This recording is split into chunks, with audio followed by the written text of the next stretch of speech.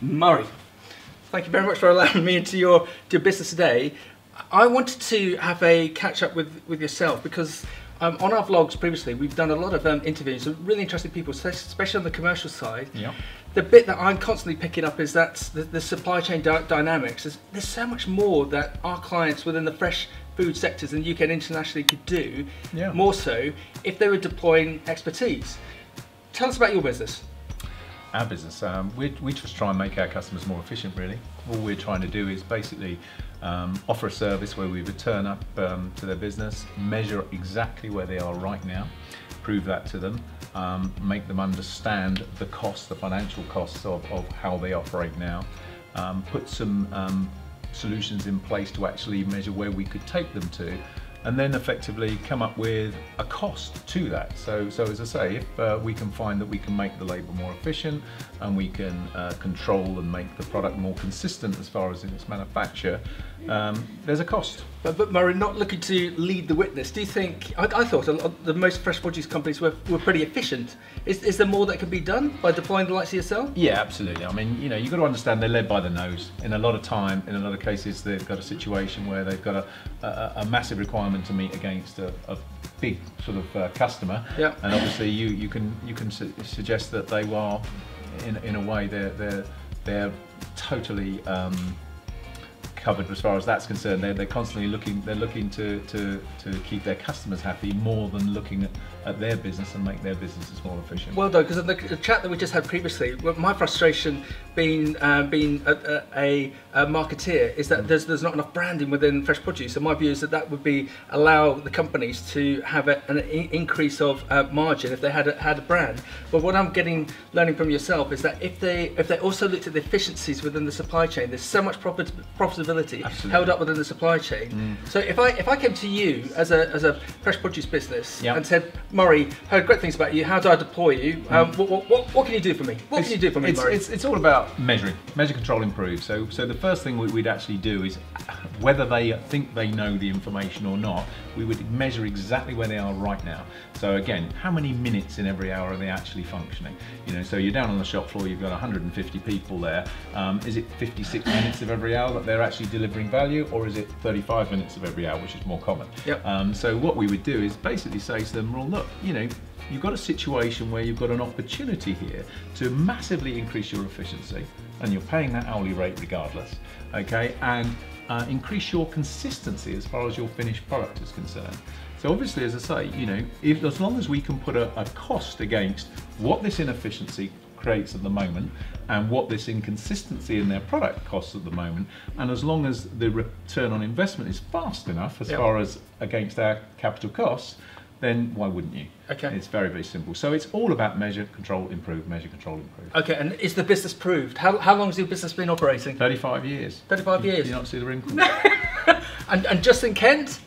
No, we're around the world. I mean, as I say, 80% of what we do goes abroad. 80% of it, yeah. I mean, obviously you can appreciate the Americas are massive for us. Okay. But you know, realistically, 43 countries at this moment in time are operating and utilising Marco systems as a business critical tool in their solution.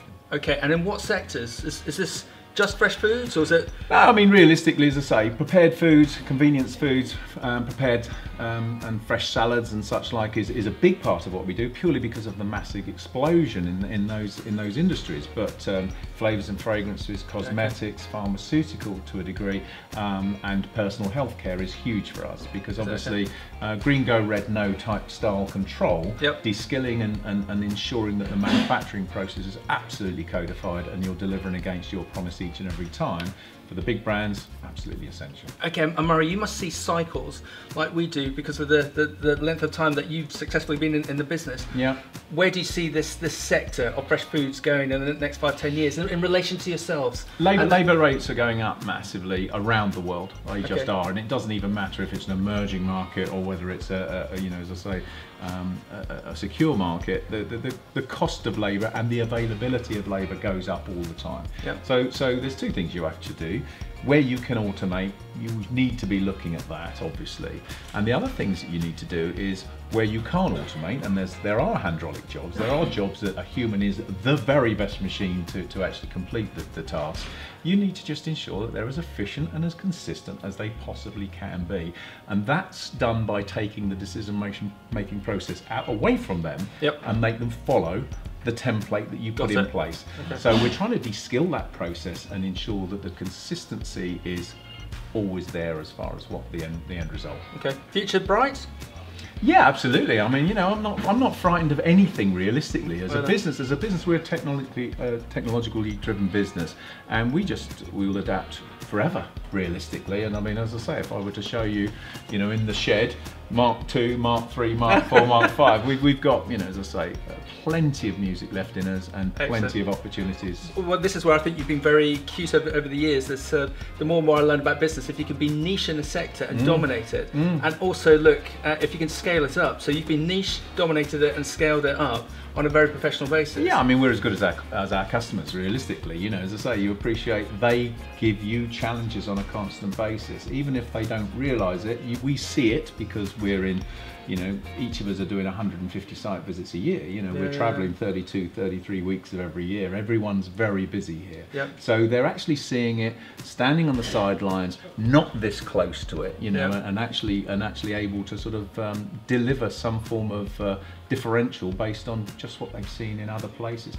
A lot of crossover some other industries, of course. You know, you might be in the bakery industry or you might be in the pharmaceutical industry, and you'll be in a completely flavours and fragrances, and you'll say, why don't we apply that control to that application because it worked there. Why wouldn't it work there? And of course they don't get that cross-pollination because people that work in those industries always sort of stay within that. Exactly. So you know, as I say, we're able to see the larger picture. We've got 150,000 man hours of software tools around us, loads of hardware. We're able to basically apply our tool set, really, and that's what it is. It's a set of tools that deliver against the promise that we make, and then we just make sure that becomes part of the DNA, i.e. the way in which they do their job. We don't want them sort of saying, you know, just carrying on the way they were. We need to break those habits and form new ones, and we've only succeeded if 2 weeks after we've installed something, if we flick the switch off, there's loads of shouts from the shop floor.